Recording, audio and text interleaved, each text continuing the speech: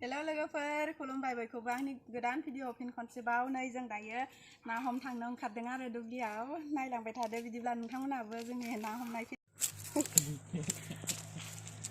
दुब्लिया एसे गोजान नालाय बेखायनो जों नै बाइकजोंसो थांनो नागिरदों आरो नै जाखायबोबाय गारिजों थांनोसै नायलांबाय थादो नोंथांमोना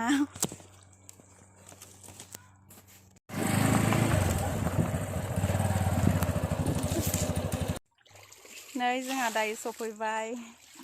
ना हमनो फैनाया सारगासिनो दं नै जोंहा सासे सारगासिनो नै दा उनाव हमसै आरो दसेनो मोजाङै सार दे ना फिसा दं ना दङथ' नै जा ना फिसा दंसोगारो दे मोजां सार जेखायाव ना फिसाया थांगारगोन नङाबा बाहेराव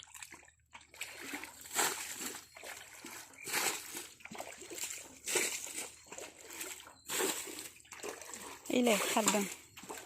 सिंगि दं गोरि दं आंबो हमसै जा ना मोनबोबाय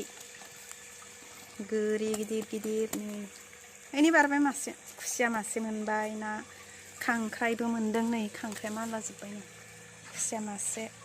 गोरि गिदिर गिदिर मानैसो मोनबाय बेखिनियानोमोन आरो नै दाउआ लांसै